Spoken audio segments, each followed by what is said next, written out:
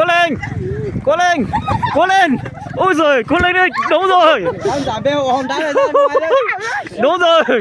Hay lắm, đúng rồi. Đúng rồi. Đúng rồi. Đá đi. Rồi ơi, tiến đỏ đó. Ôi. Tinh ra người tí nào tinh.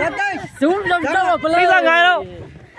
rồi bốn đây có tìm chỗ hơn thôi đó chứ đâu. Tinh ơi, nhá ra biển sơ nhá thì nó không trúng.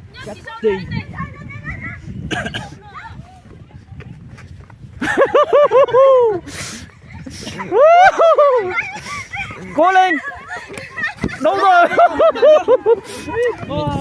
Giờ giờ bao nhiêu hả? Bây giờ có mấy thằng không nhắc kín cho trong cái chơi. Không được tờ.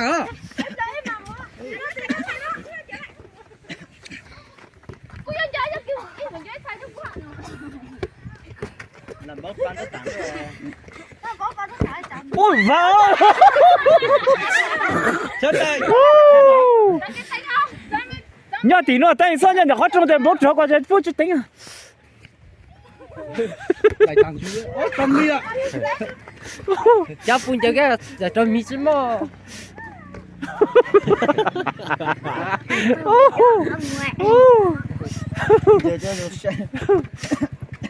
Giờ mỗi nhà mẹ chỉ thay toàn đó giống lên sao lên hả? Thế là khởi giảm bảo vệ. Có bùng rồi về sau rút hết rồi mà mình cũng sao rút rồi. Có bùng bao hết rồi mà. Ô vào. Nó thấy sốt tị. Hả? Hôm nay nó lên trên kia sao anh kia từng tí nhỉ? Anh em cho bà cái cô. Đau có nhá. Cái này chưa không chưa gì à?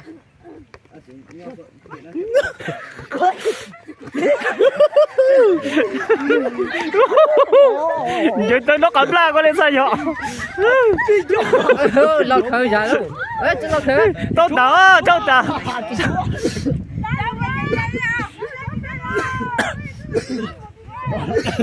Dạ ra rồi, phát cái hết rồi đi.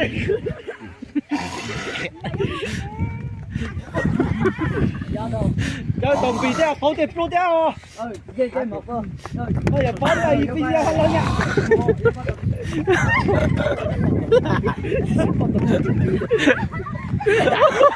Tốt đỡ. Tốt đỡ.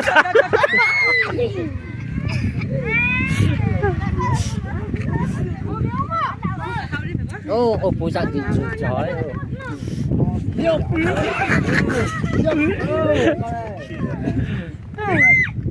Một tay vào, ra chính vào.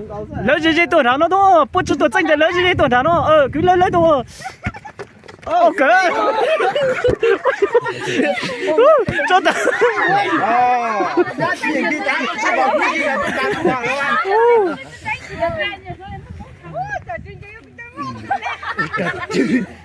Bỏ ra chú pin chơi in lâu đây một pin. Thôi. Đây.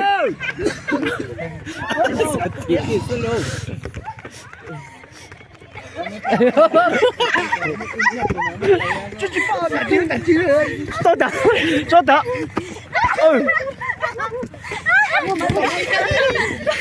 Đúng rồi. Đúng.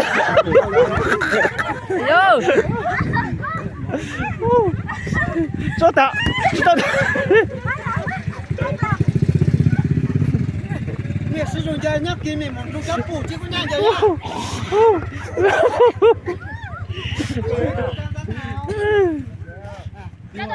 Đi chơi à? Ra nhanh chơi. Bố ra chụp bao nữa. Lấy gì đá thua, lấy gì đấu thua.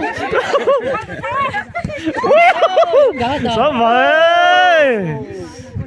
Giờ trống để trống này. Trống đại hơn. Chứ muốn bóng à. Không bóng ra mà mình móc tới.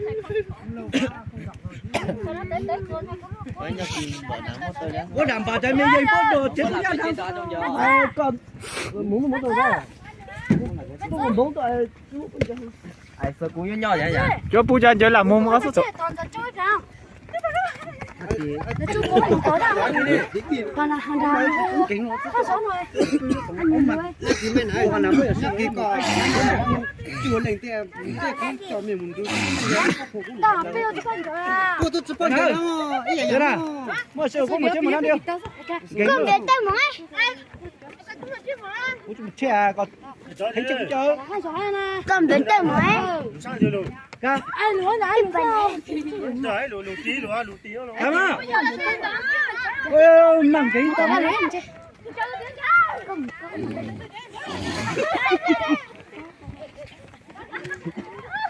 Đã cho nhiều bố bố.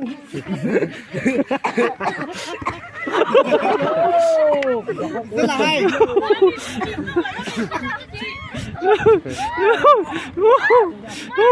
Mua lông một tàn không?